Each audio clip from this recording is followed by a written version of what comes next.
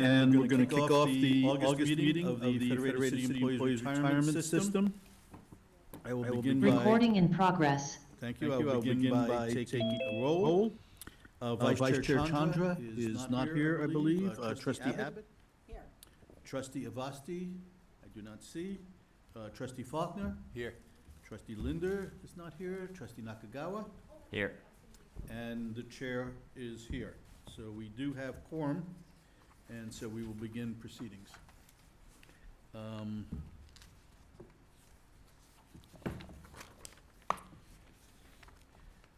I'd like to make some changes in the order of the day. Items 5C and 5D under new business. I'm going to take those out of order. We're going to take those first before closed session and before consent calendar. Do I need, no, so I can do that as chair. And under consent calendar, I would just want to point out that item 16C is the changes we discussed to the pension IPS that we discussed and agreed verbally at our last meeting, but we do have a updated red line version that implemented those changes. If anyone wants us to pull that from the consent calendar for further review, we can. But not hearing any suggestion we do so, that item is on the consent calendar. I have note here as votes needed for this item. So do we need a separate vote on that, or just a omnibus vote for every item on the consent calendar? It can be included in the full consent calendar vote. Okay. And I'd also like to note that Trustee Avasti is approaching, so she is now marked present. Thank you. So then, can I hear a motion to approve the consent calendar? Let me repeat. We're So looking at moved. each other. Okay. I second. Okay. Mr. Chair, I would want to request pulling off the investments policy statement for discussion. Okay, I just asked that moments before you entered the room, that if anyone would want to pull that, so it sounds like we do have someone who would like to pull that from the consent calendar. Yes. So we will hear that under, I guess, old business. So then the approval of the consent calendar will include all items with the exception of 16C. Council Chin? Is that okay with the maker of the motion? Would you amend your motion? Yes, I to- will amend the motion to approve the consent calendar, removing item 16C for full discussion. Thank you, maker of the motion. Is that agreed by the seconder of the motion? Yes, it is. Okay, so we have a motion and a second. Further discussion, public comment, all those, I guess we have to have a, do we need a roll call vote? Because we have nobody here. No, there's no one remote. Okay, all those in favor of approving the consent calendar with the exception of 16C, raise their hands. Opposed? None. It is approved. We do not need to waive sunshine, so we can proceed with the agenda. And as mentioned just moments ago, we are hearing items 5C and 5D first.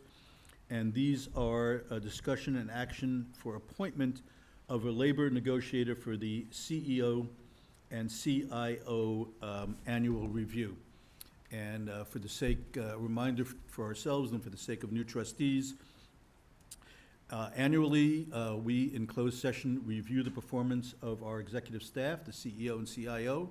We hopefully come to some agreement as to their performance, their rating, and any possible salary increase. And at the same time, the Police and Fire Board is doing the same. So we need to appoint a labor negotiator to parlay with the Police and Fire labor negotiator, so we can come to some agreement between the boards and have a unified approach. So traditionally, these roles, the labor negotiator for the CEO has been the chair, and the labor negotiator for the CIO has been the chair of the IC, but there's absolutely nothing in our charter that states that that be the case. So with that in mind, would anyone like to be, or would like to propose someone to be the labor negotiator for the CEO position?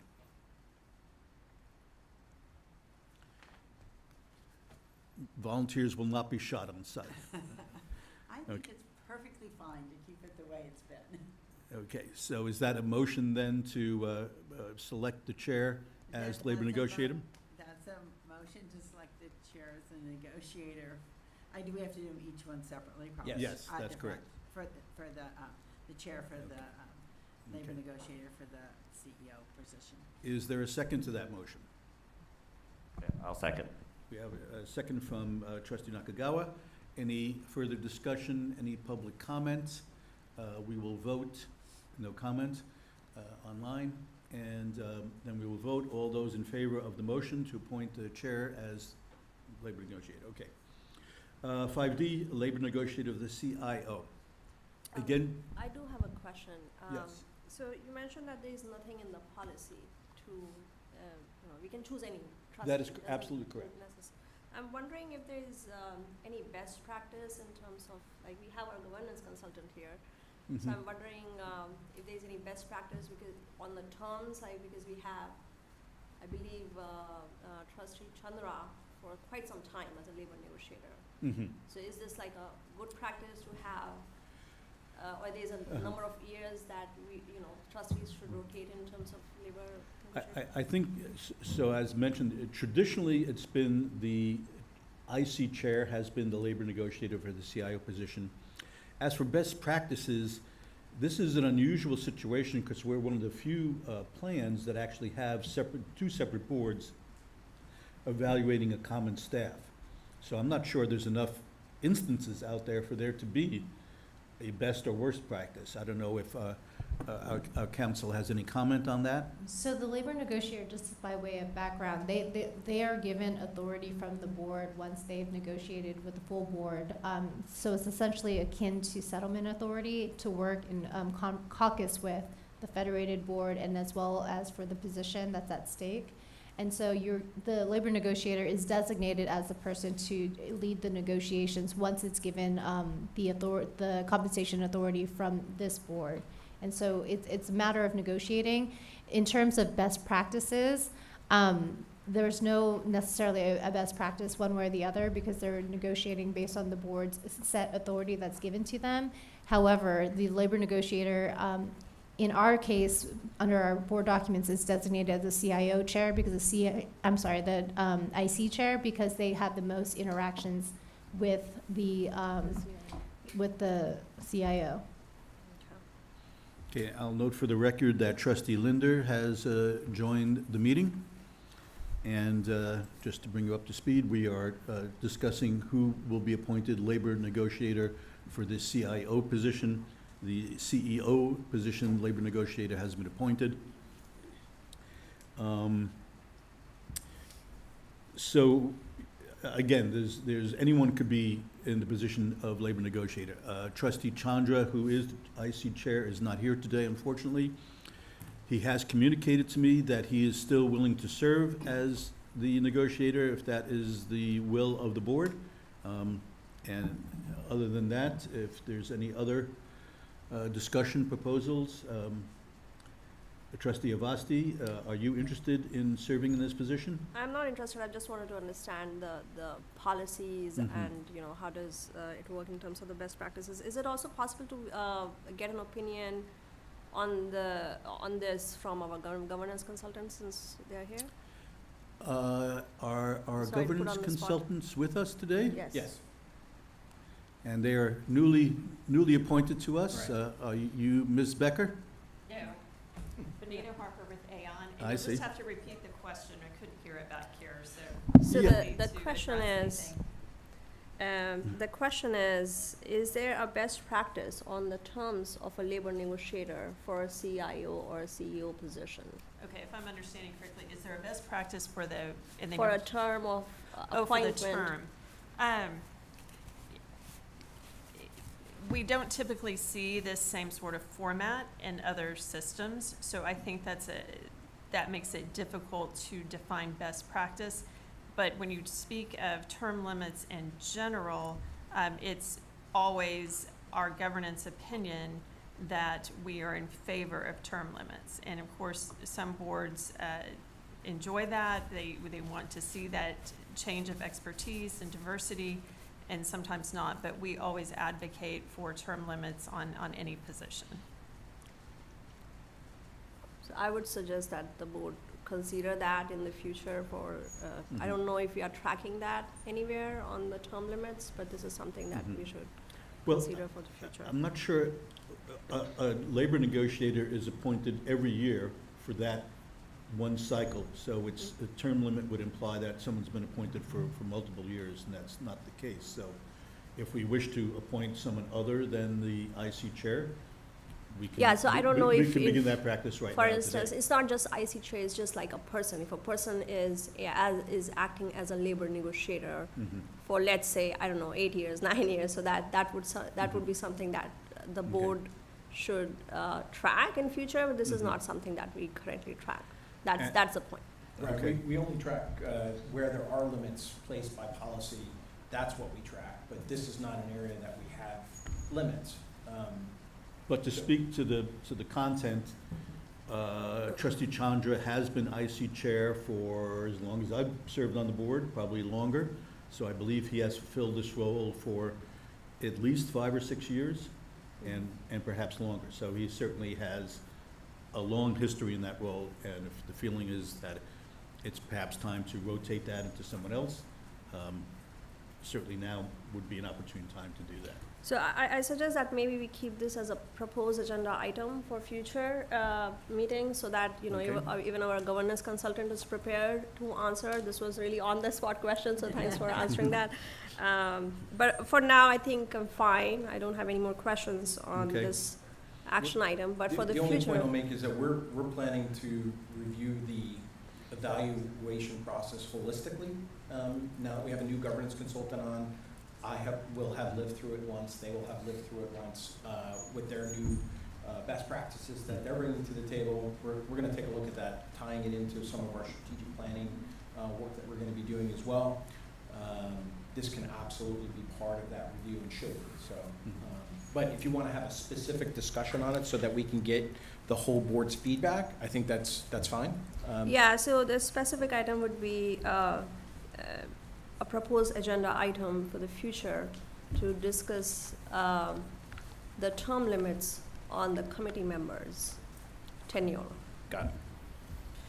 And if I can just add, if it's okay with you, Mr. Chair, Please. okay.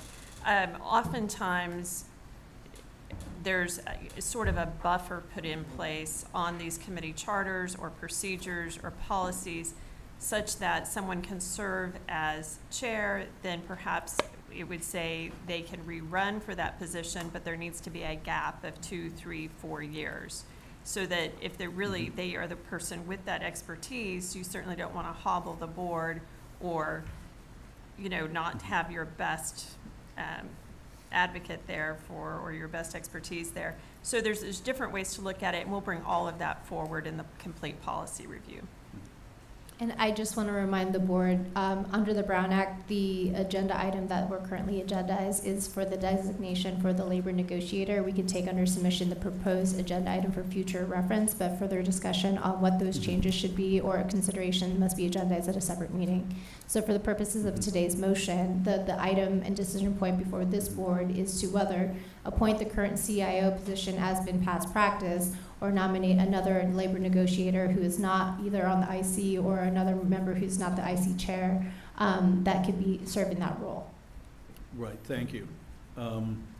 Certainly, as a matter of policy, we can evaluate this holistically as part of all of our governance issues. But today, we need to appoint a labor negotiator for the CIO position, and that can be any trustee. Well, correct me, can it be a trustee who is not currently present? It can be someone who's not currently present. Okay, so it could be any trustee from the board.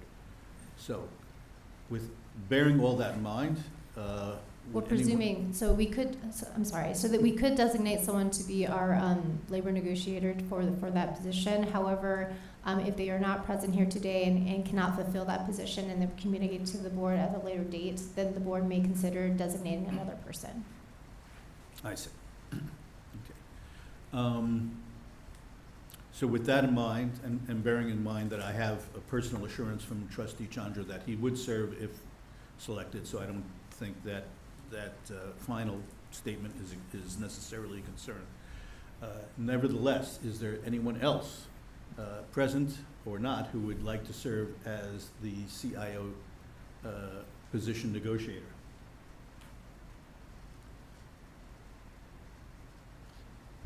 I'll make a motion to approve, to recommend the Mhm. IC chair as the CIA labor negotiator. Okay. And I'll Second. second. Oh, okay. I heard trustee Linder. Okay, when you're not here, you get assigned tasks, if you're not here to defend yourself. Is there any further discussion? Any further comments from trustees? Any public comment on this issue? Okay. Then we can vote. We can vote by raising our hands. All in favor of the recommendation that IC chair be assigned CIO negotiator, please indicate so. Okay. All right, we have our negotiators. I believe, just as a matter of record, police and fire have also selected their negotiators, so these persons are known.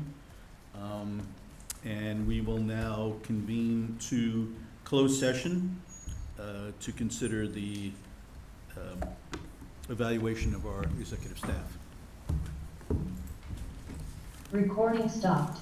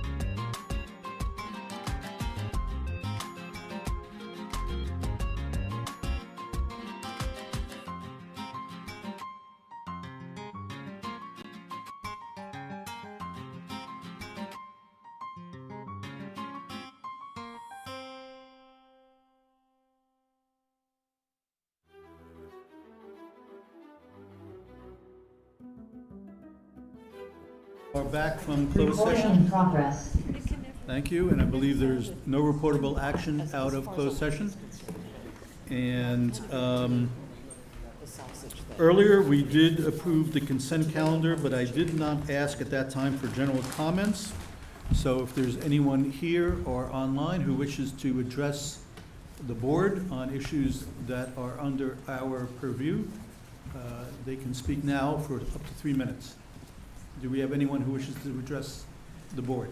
We have Brad Imamura. Mr. Imamura, you have 3 minutes. Okay, thank you. Please proceed. Mr. Imamura? Mr. Chair, members of the board, if I can dispense with all the formalities, I know you only give me 3 minutes, you're probably cut me off. But anyway, I wanted to bring to your attention, 3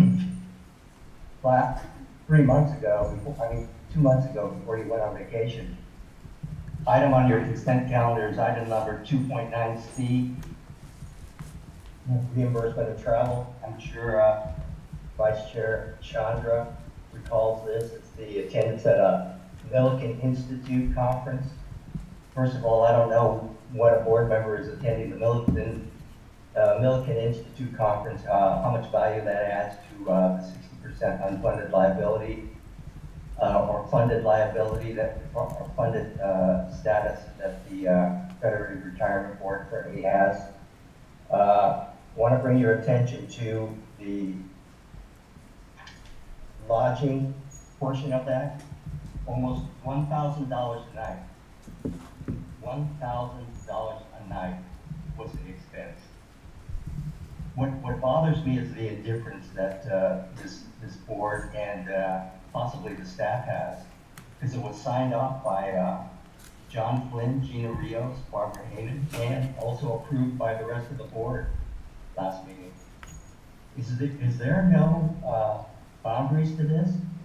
I mean, the Federated Retirement Fund should be a blank check. This is egregious, and I hope I can have further discussion with the Vice Mayor's office. I don't know if the Vice Mayor is on this call, but this should be addressed. The other thing that really bothers me is the fact that this conference was held at the Beverly Hilton. You could have stayed there. Accommodations were a little over $400 a night, which to me is still ridiculous. But anyway, Vice Chair Chandra, you chose to stay at Fairmont Century Plaza. Anyway, I just want to go forward and ahead with regard to the Chief Investment Officer. I understand that he's requested to attend a conference, I believe in Stockholm, Sweden. Do we have a new category in the retirement division called Secretary of State? I don't understand these junkets all over the world. I understand that the Chief Investment Officer has traveled to Europe many, many times. I'm not sure if you've been to Dubai yet, but Stockholm, Sweden, I wonder how much value, again, this adds onto our 60% funded status. Thank you, Mr. Mamora. I believe that indicates time for 3 minutes. I've heard your comments, and I will consider them carefully. Thank you. I believe we are at agenda item number 2, death and survivorship. We'll have a moment of silence for those who have served the city and who have passed.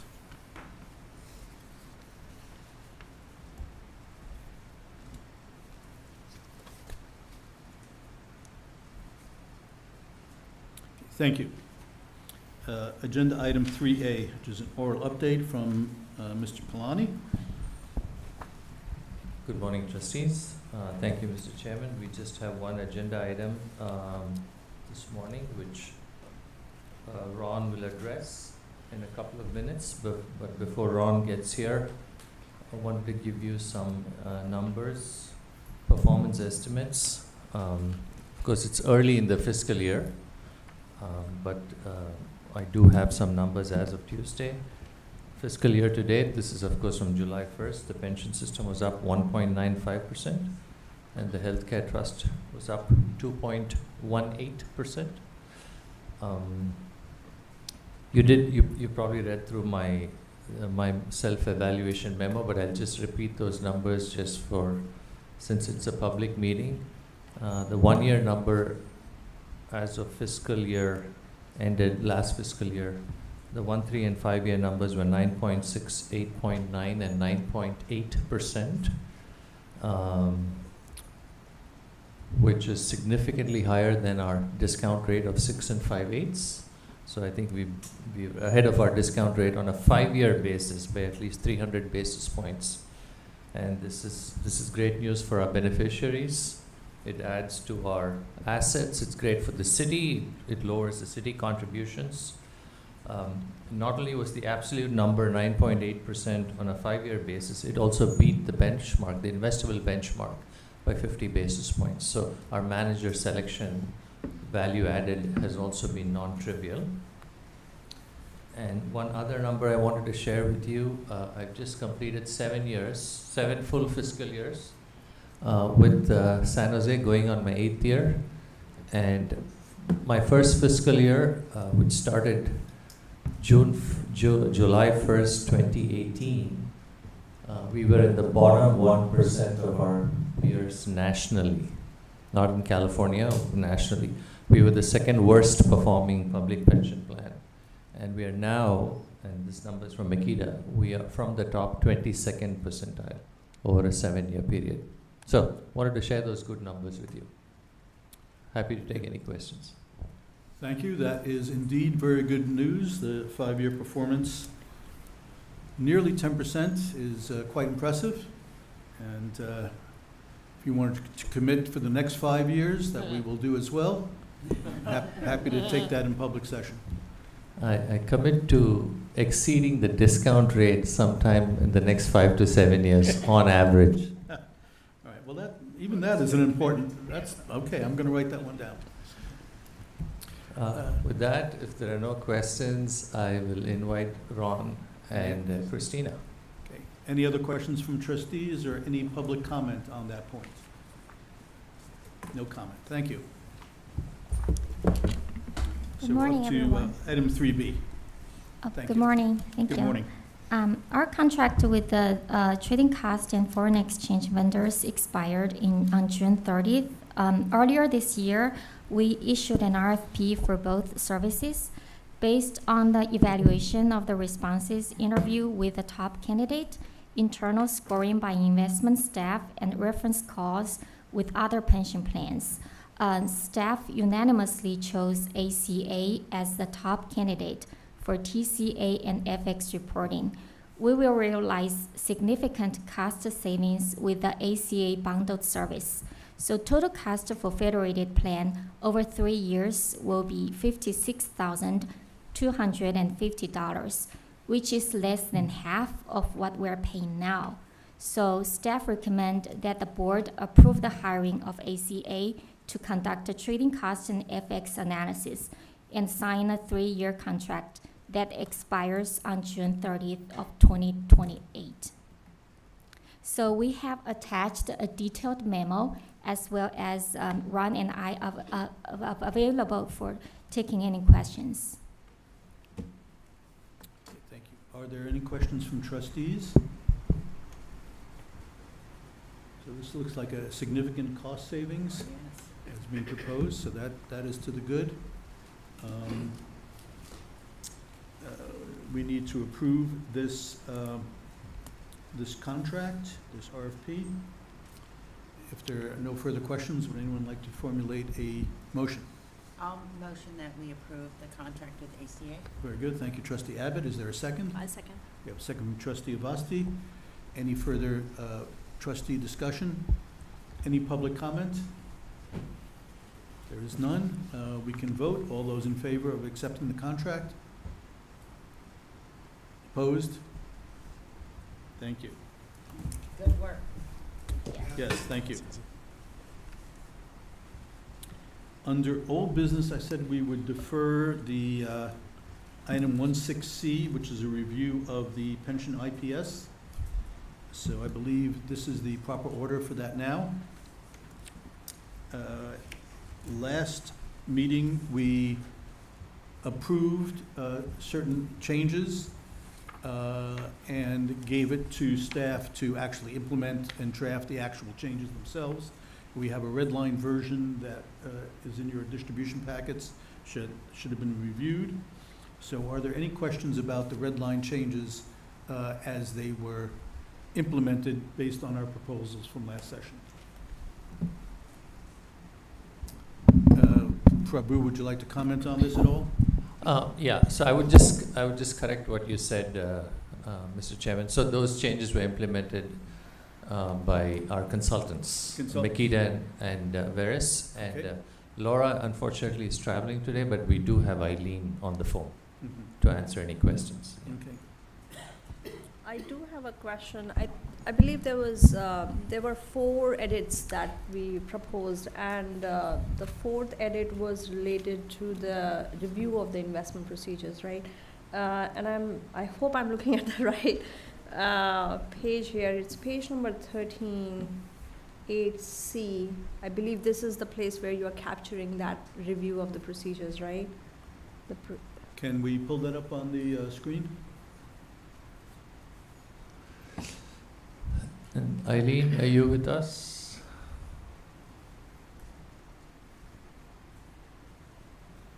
Yes, would you like me to share my screen? Yes, please.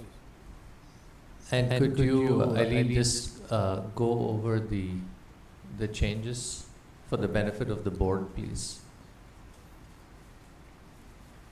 Sure. Good morning, everyone. Hopefully you can hear me, and We can, thank you. let's see, I am sharing my screen, so hopefully you can see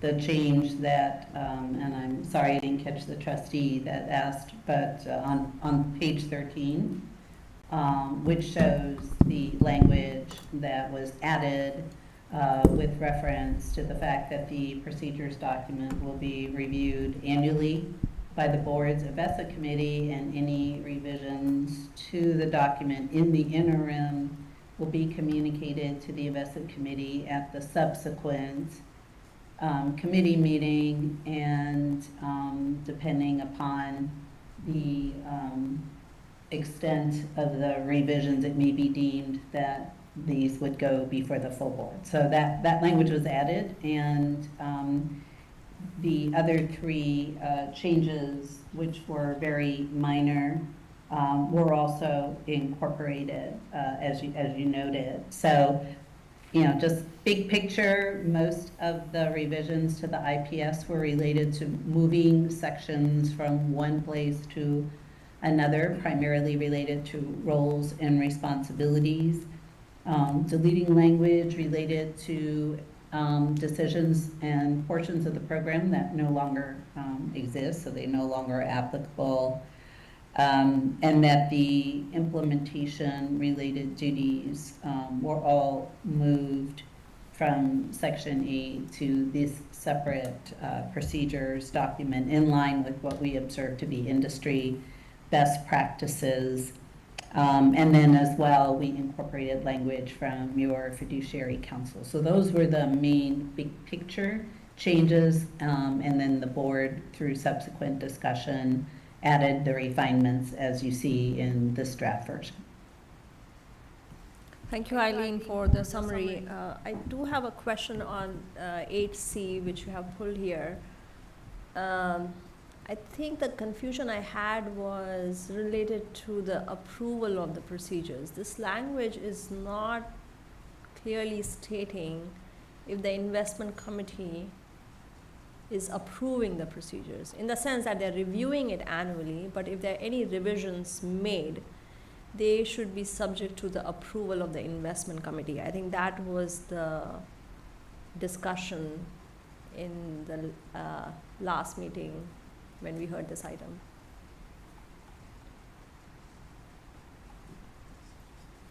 So this language basically is saying that the staff is going to make the change, Right. and will report to the investment committee as after the fact. It Right. does not Right. say is that any revisions will be subject to the approval of the investment committee.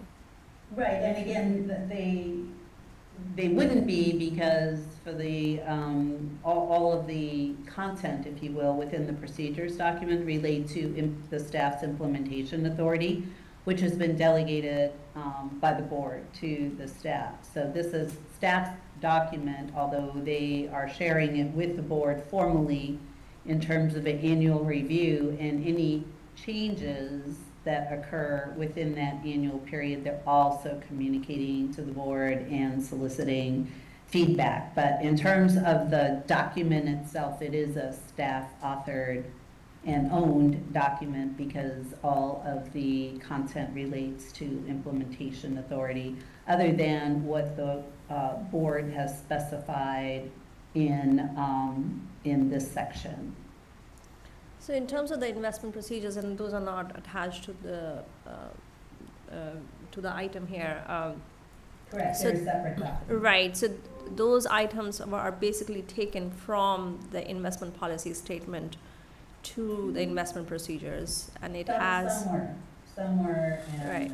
and then there's content that staff added that was not in the IPS, quite a bit actually, that comprises that document. But there was, in our minds, there was almost conflicting text in the IPS related to implementation because that is delegated to the staff. And again, when we reviewed how peers with similar governance structures have handled the policies which govern the respective decisions, strategy, and implementation, they have generally done so through separate policy documents. Yeah, in my opinion, and this is just my opinion, again, we have given the implementation authority to the staff. I feel like there might be too much of an authority with just the reporting after the fact. I feel like if there are any revisions to the investment procedures, they should be at least be subject to the approval of the investment committee, if not the board. So to that point, if there was a review of changes and it was the determination of the IC that they wanted to bring that to the full board for approval or disapproval, what would the procedure be to make that happen? I think we didn't discuss that it's going to come to the board. What we discussed was if there's any revision to the investment procedure, should be subject to the approval of the investment committee. That's my suggestion here. So the distinction here is approval versus communicating. So Right. the broad parameters which govern staff's implementation authority reside in this document in the roles and responsibilities section. But the board and the IC do not need to, and typically don't in industry best practices under this governance structure, approve the implementation document that staff uses as a governance document, because that policy, as it is written today, is written within what we think is sufficient parameters that the delegated authority for the staff dictates. So the investment procedures are not attached to the item here. If we cannot make a determination, we can defer it to next time, where the board can take more time to see if there are any relevant points there where the investment committee or the board should at least have the authority to review the revisions. Because this is not as per the. The investment committee did, in fact, reviews. The procedures document was redlined and included in all of the discussions as an attachment or as a separate item prior to this point. So it has been reviewed and has been, I believe, blessed in its current state. So it looks like trustee Faulkner. Trustee Faulkner? Yeah, I'll make 2 quick points. So our last agenda, point 5A, has the attachment for the investment procedures, and we went through that last time. I would highly disagree with the idea of the board's investment committee or the board having to approve a change in the procedure that the entire investment staff is doing when they're trying to select a manager. So that if Dinesh and David decide with venture capital they want to talk to a manager 3 times before they ever make a decision. They'd have to come to us and say, is it okay if we are allowed to talk, we have to talk to a manager 3 times before we do it? So that is their document, so that if all 10 of them left, the next group that came in would understand how to make the investment decisions and the procedures that go with those investment decisions.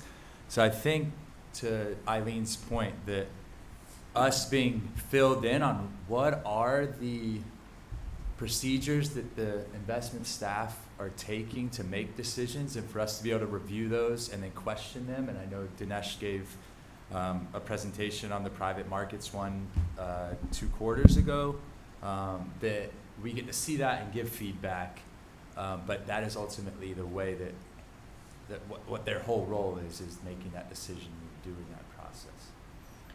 So then, I agree with you on the selection process. We don't need to be really involved. I agree, it's in good hands with Prabhu and his staff. But then there are other things, and maybe we should take a look at that. There are investment limits in there, so we are kind of like delegating to you the investment limits and the changes in that, and it's only coming after the fact. So I don't know how we can improve the visibility or instill a control there when we are delegating the authority of changing the investment limits. So we need to be clear on what everyone means by investment limits. There are asset class and sub-asset class limits and rebalancing ranges that are determined by the board, and those are articulated in, I think it's Appendix A of the IPS. The limits that pertain to staff's decision pertain to individual managers and strategies, which the board is not involved in that decision making. It is within staff's purview to size, if you will, individual managers and strategies within those confines, those broader confines for the asset class and sub-asset classes that are set by the board. So it is only the strategy sizing that staff has the implemented authority for. It is not how much to have in high yield or venture capital. Those are limits that are set by the board.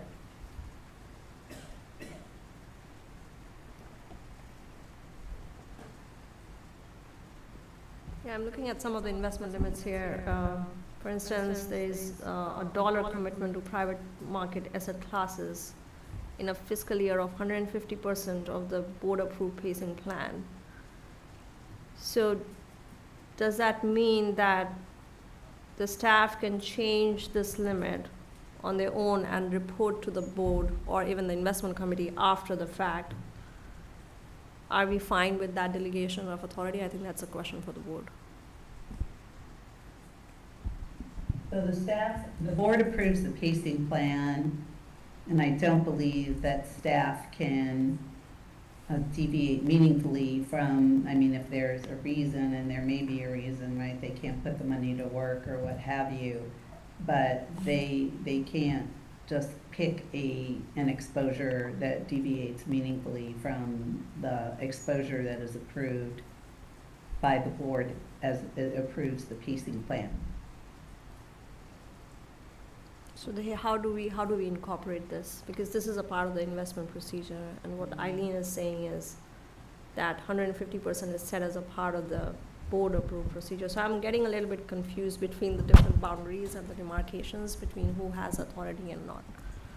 Well, I think it's important to understand, to put everything in perspective first, right? Yeah. We work very closely with the IC, and we get guidance from the investment committee. So the IC meets quarterly, we talk to them all the time, we talk about various asset classes, we talk about sometimes individual investments. Certainly you've delegated authority to the investment team, and that's why you have an investment team, right? This is a plan that's run by an investment team. It's not run by the board or the investment consultant or the IC, as the case with some other plans, right? And so our day job is to implement these procedures, follow the board's guidance in making these decisions. So I think it's important to put these documents in perspective And finally, at the end of the day, both John and I are evaluated by the board and the investment committee, right? So it is not our intention to actually deviate from anything, right, from the board's wish. And that's why I think a review, even if we contemplate a change to the procedure, a review at the next IC, I think is a great idea. And I think that's pretty restrictive in itself, because we get instant feedback from the investment committee saying, oh, this is not the direction that the board intended, or this is not the direction that the IC intended. We actually know the intention of the IC already, but we do have now a formal policy in place. And now if the IC feels maybe we should take this to the board, this is important enough, then it comes in front of the board. And the board can direct the CIO and investment staff, and the IC can do the same at any point in time, right? So I think you have to take these documents in context, and also the fact that in the last 7 years, we've not had a single IPS violation, that this is supposed to be industry best. The last IPS was put together in 2018 by a governance consultant, and it's been a while. It's good practice to revise these. And I think the consultants were directed to say, what's best in class governance? And this is the version that, Veris and Makita came up with. And I think the IC, this was discussed with the IC and approved by the IC. But, I'm happy to implement whatever the board decides. So maybe I should come back to my first question. Do you see any issues if we change the language where the revisions are subject to the approval of the investment committee? I'll let Eileen take that. Eileen, is that best practice? We are not doing the we best should follow, practice all the time. Well, we want to follow best practice. If somebody is not following best practice, I want it to be on the record. We cannot be a high-performing public pension plan if we don't follow best practices. So if somebody has an issue with best practices, I'd like that to be on the record. Let's see what Eileen has to say. So because the language in the implementation procedures document pertains solely to the staff's implementation authority, it should not be subject to board approval outside of industry best practices, just as a function of the governance structure and to support the governance structure that's in place. That if we look at industry best practices, then they also support a separate document that is not approved by the board, but certainly the board is made aware of. I mean, some of your peers post their implementation policies online right alongside their IPS documents, for example. So when you say board, you also mean to include the investment committee in that? Because Correct. So, two questions. I mean, we use the phrase best practices, but I think that actually offers a range of things. I don't think there's just one best practice. I imagine there's a variety of activities that would fall under best practice. But what I'm wondering is, if the function here is to review any changes made, what is the backstop? It seems to me the IC, if it wishes to object and to say they want to change, that can either give that feedback directly to staff for immediate implementation, or alternatively forward a proposal to the board to make that change. So there is no reason why the staff would basically, a future staff, not our current wonderful staff, would have any capability to run amok, as it were, and to implement procedures that were otherwise objected to by the board or the IC. Well, I agree is that with correct? you. Are you asking me? Yes. Yeah.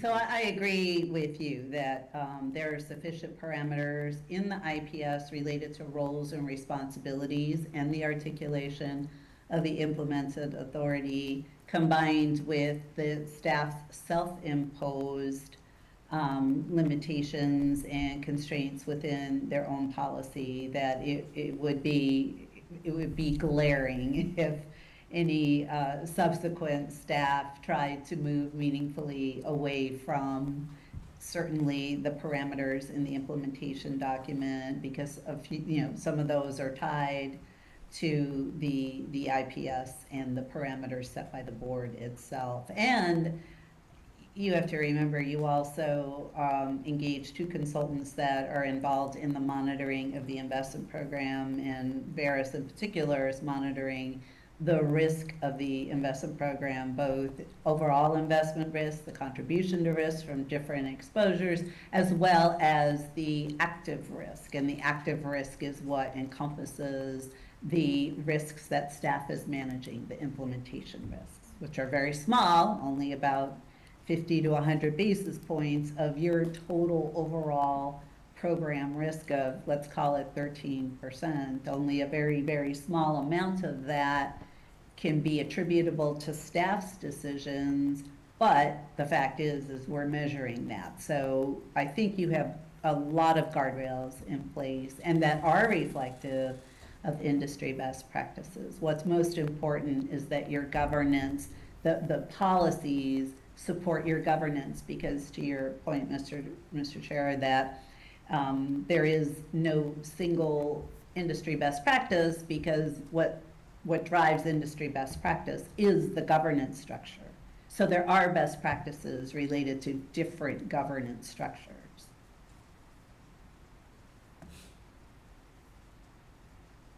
Did you have it? Sounded like you had an additional comment. I was just saying that I agree with you, but I think when I see the language, it doesn't appear that everything is happening after the fact as a reporting process. It's not like the revisions are being made, here they are. It doesn't incorporate the language where the investment committee is going to make a change to the revision. So everything is just on the reporting side of things instead of the review and subject to approval. That's the point, and I feel like with the investment limits included in the investment procedures, maybe it's a part of the implementation plan, or we delegate that authority. But I feel like this control is loose. Maybe it's a best practice. Maybe we should take like baby steps towards that. But again, this is just my 2 cents. It's so again, the investment limits are not asset class or sub-asset class related. They're individual strategy related, and the board is not involved in the review and approval of individual strategies. That is a staff delegated decision. So I think that it is very clear that there are limits related to those decisions that staff has authority for.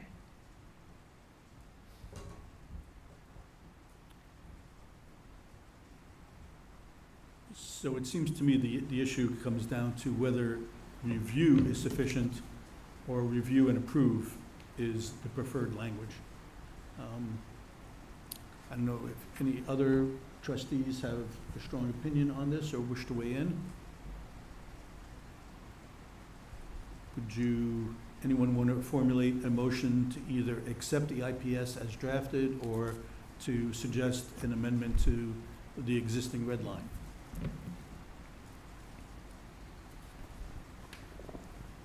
I will move to accept the IPS as written in the agenda. Okay. And the resolution. And for the resolution. Okay. Is there a second? I'll second that. We have a second from Trustee Linder. Any further discussion? Personally, I believe the language of review is probably sufficient. I think we do have, in general, a procedure to disapprove as an exception if the reviewed procedure is not acceptable. So I would support the motion. Is there any other trustee comment on the motion? Any public comment? There is none. We can vote. All those in favor of the motion? All those opposed? The motion carries. Thank you for that fulsome discussion. We are now on, thank you. And we are now on to new business 5A, an oral update from our CEO, Mr. Flynn. Thank you, trustees. I'm going to give a quick staffing update.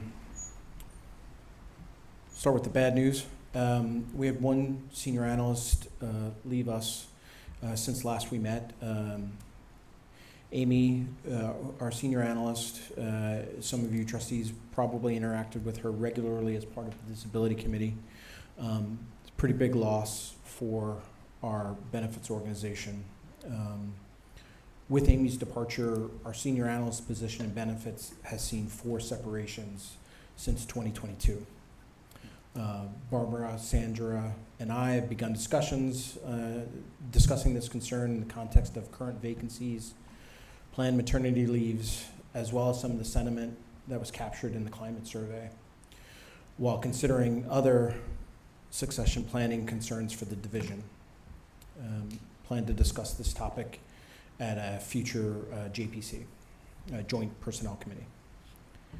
We had a staff specialist resign earlier this week after returning from a leave. This brings our total vacancies to 4. That includes the new program manager positions, which just closed, recruitment just closed, and we have received 27 applications. We have had a new hire, so, and on the good news, staff specialists in benefits health team.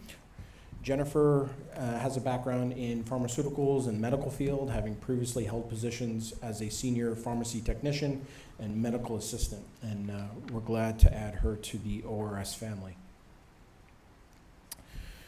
ORS cybersecurity assessment remediation completed as of May 2025. All 60 security control findings have been successfully addressed, well ahead of schedule. Based on the status meeting held on July 30th, all 93 privacy control findings have also been addressed. Special thanks to the ORS IT team, Chris and Shilpi, for their dedication in keeping the projects, the projects and sub-projects moving forward to completion. The consultant has offered to deliver a closeout presentation to the board if you wish. Alternatively, if requested, we will submit a confidential report once it's finalized for your acceptance. Similarly, we had just completed our annual penetration test for our IT environment. Those results will be reviewed, those confidential results are planning to be reviewed at the next joint audit committee next month. 2026 Anthem Medicare Advantage rates are currently being finalized by the city for health plans for 2026. We're preparing for significant rate increases if the health plans remain the same. Assuming there are no changes, this will result in our members paying for coverage for the first time. Monthly premiums for single and married are both going up. The city has met with stakeholders via their MMPO committee, the Maintaining Medical Plan Option Committee. These are stakeholder groups that they brought together to review the alternative plan, the different alternatives to the current plan, which do include benefit reductions in trade-off for costs. Once the plans for our retirees are finalized, ORS will reach out to the retiree associations to discuss communication campaign and outreach in preparation for our normal open enrollment season.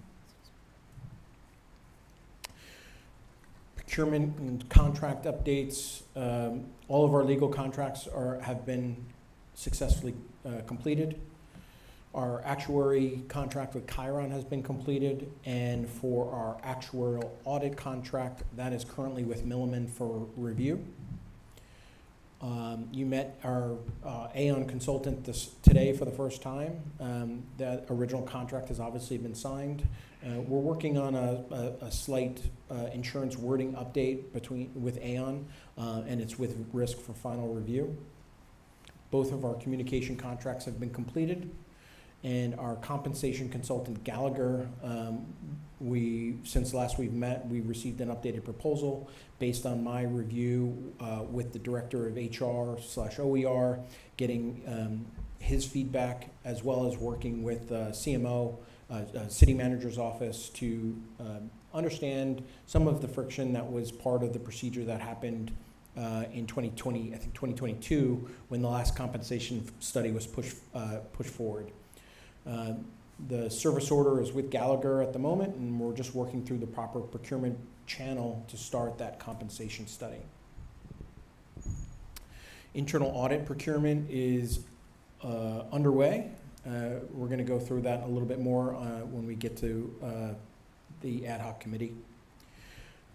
Our new governance consultant was onboarded. You met Benita Harper today. Julie Becker is her counterpart. Right after we onboarded, we had to jump right in preparations for the board's executive evaluations that started today for Federated. Executing staff climate surveys and compiling those results, which will quickly be followed by preparation for our strategic planning that will kick off at our retreats in September. Construction for our additional office space has been completed. We are pushing hard through the procurement process for the needed furniture and scheduling installations. So the furniture has been ordered, and now we're waiting for delivery estimates so that we can schedule the delivery and construction so that we can start to move our people into that space. As you know, the staff climate surveys were completed in July and delivered the summary of results on July 29th. Prabhu, Barbara, and I have met to discuss the results. We're working to develop a plan to discuss the different themes captured in the survey with senior management and solicit more detail from staff in other areas, possibly through some lunch discussions on various themes. Once I have developed a plan, I will work with the chairs to schedule discussion with the appropriate committees and the boards. ORS held its summer picnic in June at Kelly Park. You can see a photo on the food table there of the ORS staff in a little bit more of a casual environment. We plan to hang that photo up in our lobby. Quarterly retirement workshops being held via Zoom for members who are 1 to 2 years from retirement. Our next scheduled event is February 12th, 2026. 2026 is a hard number to say. And then lastly, just as a reminder, the September meetings will be held at the ORS office for our off-site retreat.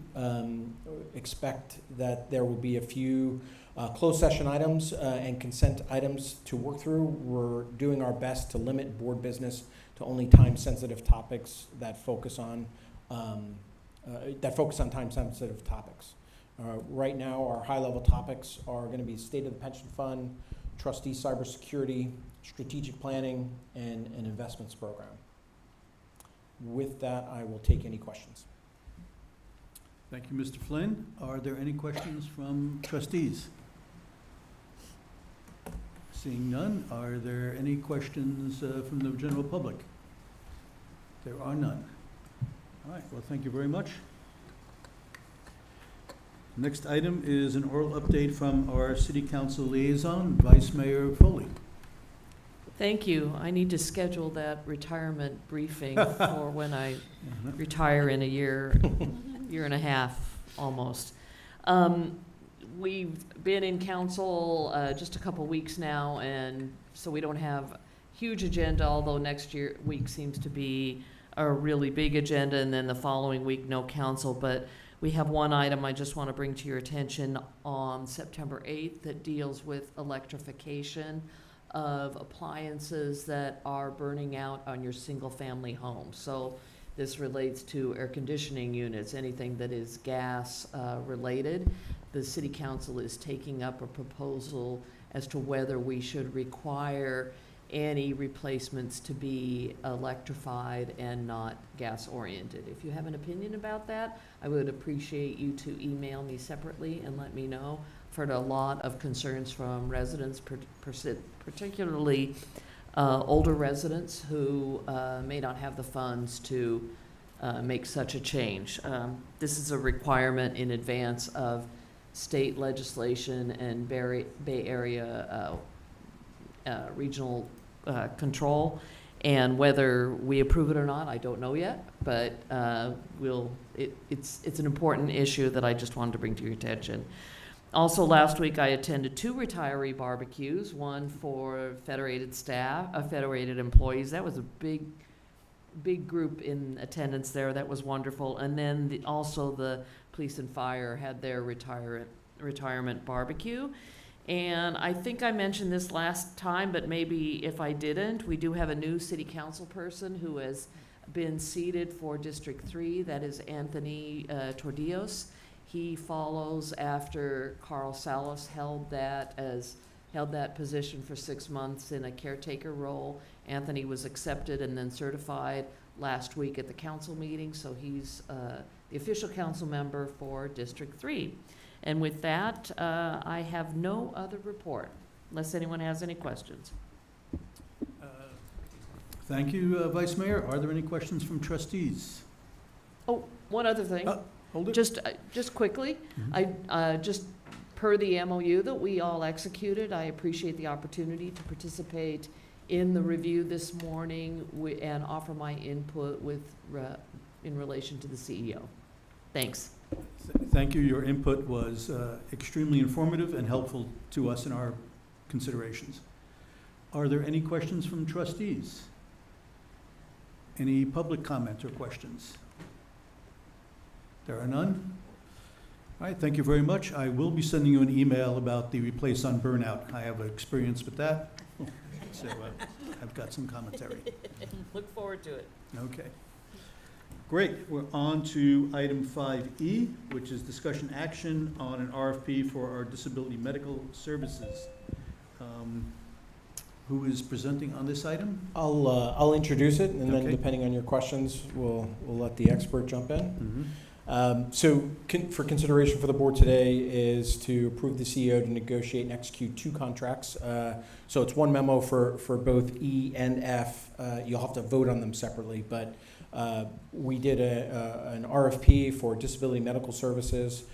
For those of you who've served on the disability committee, you know how important these services are to our disability process. The contracts were up for review because they're due to expire at the end of this year. We are proposing 2 6-year agreements. One is a renewal of our current provider, ExamWorks, and the second is a new provider, MMRO, for similar services. The reason why we have 2 versus just going for 1 is it gives us flexibility in the coverage for the types of medical services that they can offer. So ExamWorks can't cover all of the specialities, and so we bring in MMRO. One does only in person, the other one will do either in person or remote. So it gives not just us, but our members a little bit of flexibility as well. You can see the contractual numbers here and some of the estimates associated per case. The trend that we're seeing in all of our procurements over the past 12 months is that the services costs are going up, especially for the ones that are being held constant across contract periods. We're seeing this trend across all of our service providers.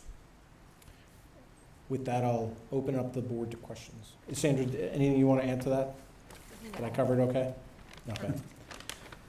Thank you. Are there any questions from trustees on this contract?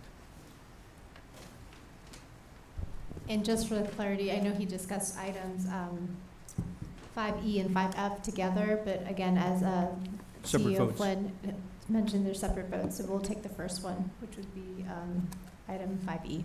Right, so this is specifically the RFP for disability medical services for an amount not to exceed $720,000. For ExamWorks. And I'll ask again if there are any trustee questions or comments? Any public questions or comments? There are none. If anyone would like to formulate a motion to accept this proposal? So moved, Mr. Chair. Thank you. We have a motion from trustee Linder. Second. Second from trustee Faulkner. Any further discussion? Not, we can vote. All those in favor? Aye. Opposed? None. Secondly, we have discussion action on disability medical services from MMRO not to exceed $250,000. Are there any questions about this contract? Okay, see none. Would anyone like to formulate a proposal? I'll make the motion. So move, Mr. Chair. Thank you. Motion to accept from trustee Linder, a second. Second. Second from trustee Faulkner. Any further discussion from trustees? Any public comment on the motion? There is none. All those in favor? Opposed?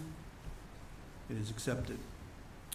Finally, we have item 5G, discussion action on our 2026 board and standing committee meetings.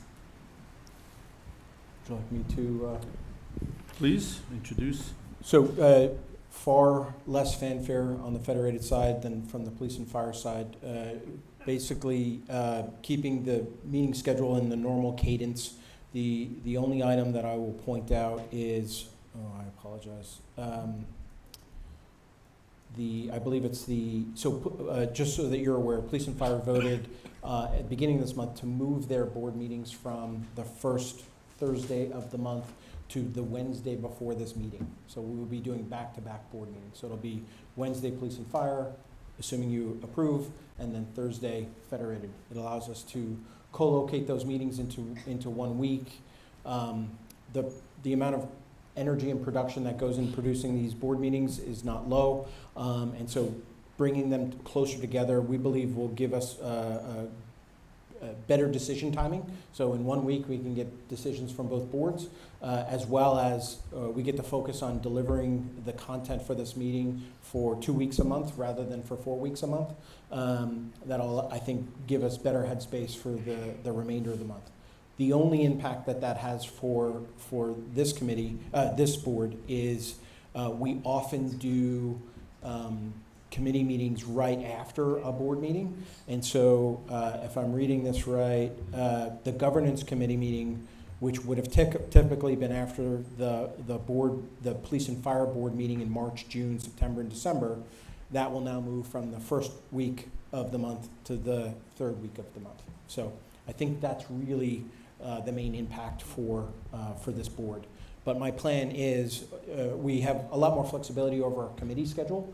I do plan on reviewing the committee schedules with each individual committee so that if there's 1 or 2 meetings that we need to ensure that we have quorum, we can get that solidified and back to the board for approval.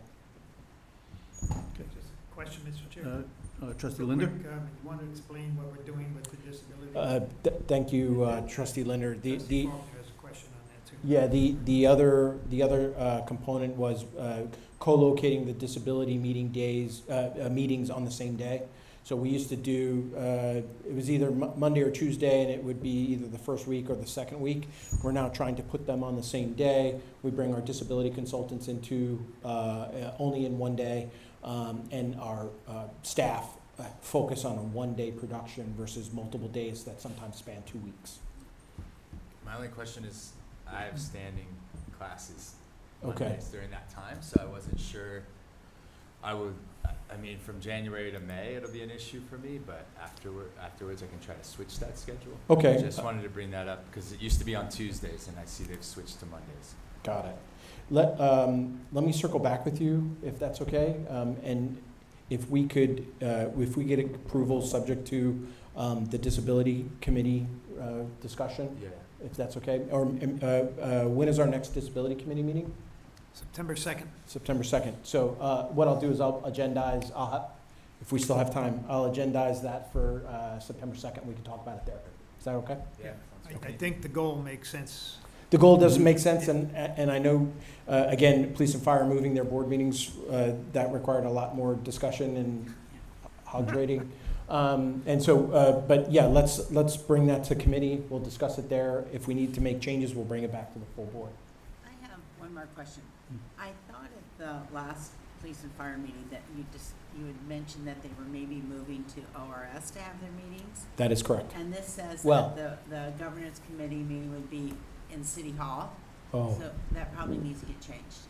Yeah, so. So I don't show up to the wrong place. Yeah, that's a great point.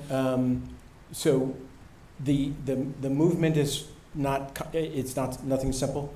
So it'll be in front of City Council next Tuesday for approval. So assuming it's approved at City Council next week,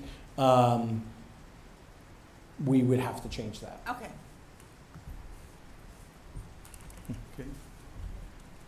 Any other questions? Obviously, we generally have more flexibility on committee meetings than we do with the board meetings. Yeah. But if there's no objections, we will entertain a motion to approve the schedule. So move. Motion from trustee Linder. Do we have a second?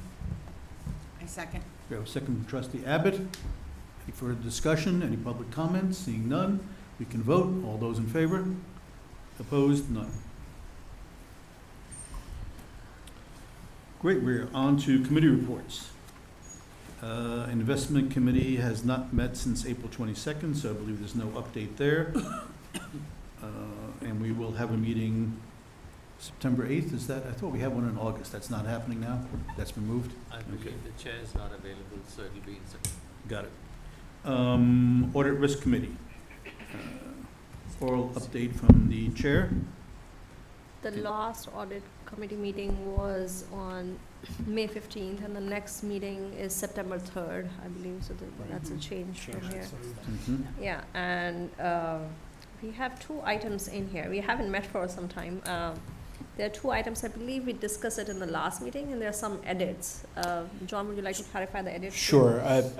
We did agendize 6.2B for last meeting, but I inadvertently left off Appendix A from the agenda, so I didn't want to discuss it at the last meeting until that could be made available to the rest of the board and the public. So this 6.2A is a request to approve 25 internal audit recommendations as complete. I have reviewed them internally with the staff. We have reviewed them then with the Joint Audit Committee. The Joint Audit Committee recommended that we bring these to the board for approval to move them from proposed complete to complete.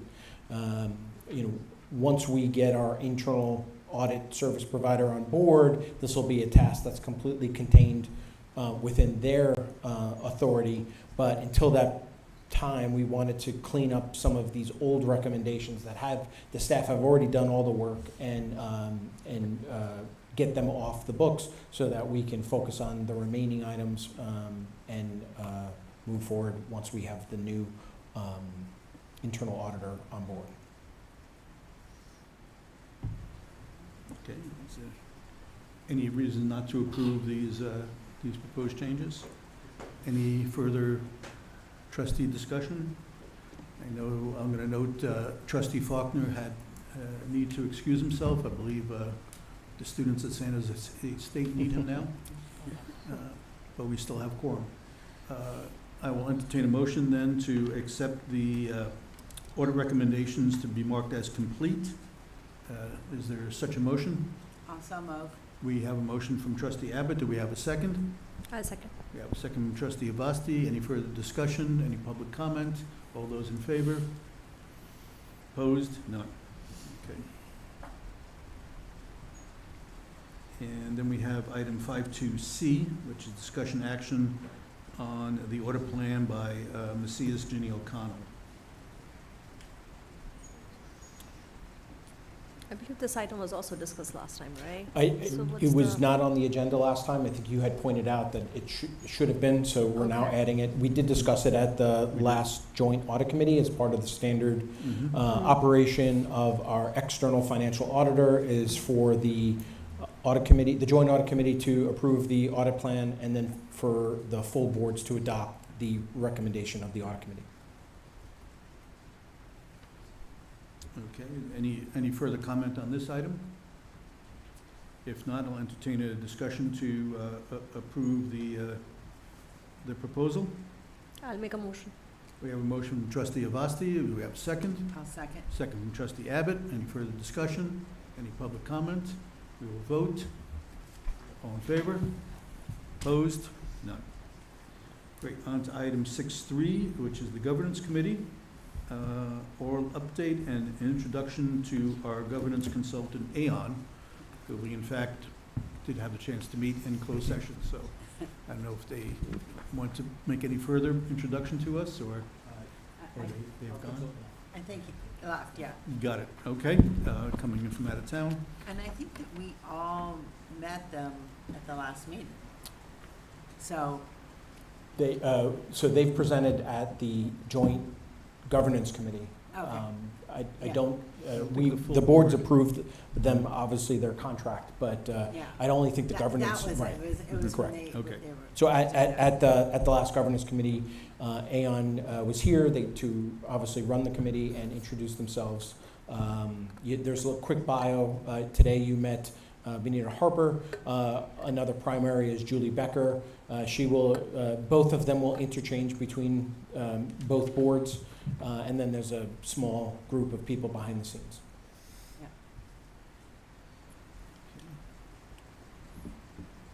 So then we have, the next is a discussion action on the strategic plan stakeholder survey groups.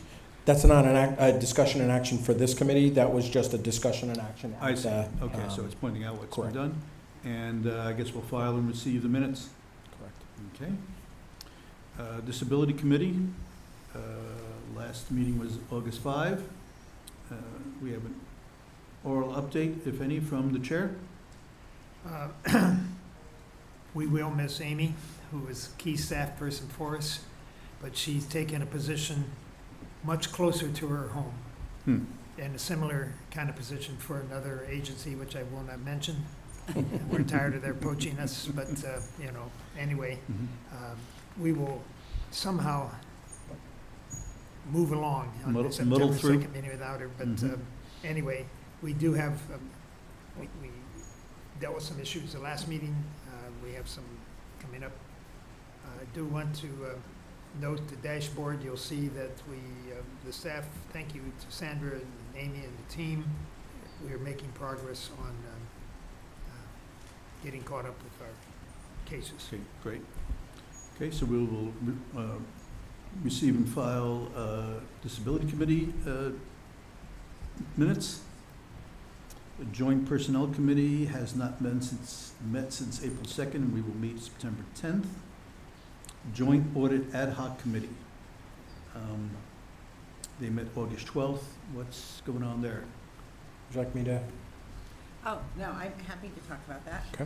So, with that, we had, the staff had prepared the request for proposal. We got 4 great proposals in. We had a discussion, both staff and the members of the Joint Ad Hoc Committee evaluated the proposals, and we've agreed to interview 3 of them. It includes Baker, Tilly, Crow, and Platt Moran.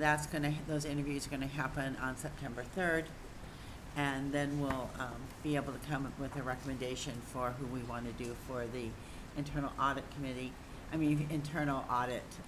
services. Mhm. One of the things I have to say about this process is that I am really impressed with the breadth of internal audit capabilities that these firms are bringing. And it feels to me like it's really the right kind of move for this organization to make, because we're going to be able to have more capability than we could with just a single internal in-house employee. So it really, having seen that, I was really impressed, and I think we may have a hard time deciding among our choices, but I'm sure that we'll come up with someone really good. Our organization's really good. Great. All right, thank you. Just may I make one other note? Yeah. I'm happy to report that the city auditor has agreed to attend that Oh, that's session right. as a subject matter expert for the committee, which is really great. Joe was very gracious and is willing to invest his time with us, so. Yeah, and we're really excited about that, because I think that we may have our own opinions, but to have someone that's really familiar with that job and knowing what we really need to have as an organization will help us maybe ask even more insightful questions. Great, Yeah. great. Excellent. Actuarial Services Joint Ad Hoc Committee. It's dormant. Dormant. Yeah. So I'll just give a quick update. This is still on our agendas because the committee is technically still an active committee until we finish our contract with Milliman. Yeah. So the contract is with Milliman. We've worked with Reed Smith. We've sent it over to Milliman, and we hope to start negotiations next week. Hoping it won't be won't be too difficult. One of the reasons why we're able to push this to the very end is because our next audit isn't until 2026. So we wanted to focus on getting all of the high priority contracts done, which there were a lot, and we did. And now we're going to wrap that up with plenty of time before we have any concerns. Great. Right, and that's one of the last of the outstanding contracts. We've done many contracts this year. So Yeah, that's many. fantastic. Yeah. Very many. Okay. Education and training, looks like we have many opportunities for improvement, self-improvement, and hopefully we avail ourselves. Are there any other proposed agenda items? I believe we did the one proposed agenda item. You have it here. Do Yes, I need to repeat it, or?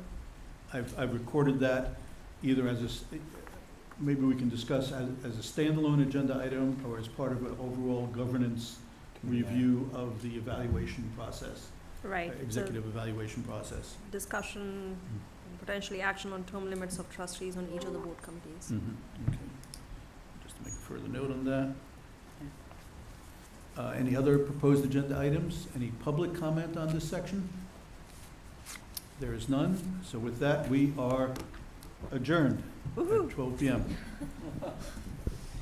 Thank you. Recording stopped. It's nice. Good work, God, Mr. a Chair, minute thank before you. 12, Right before 12. Looking for a personal investment. Yeah, I know. Bye, everyone. I had that going to Patola Valley. Thank you.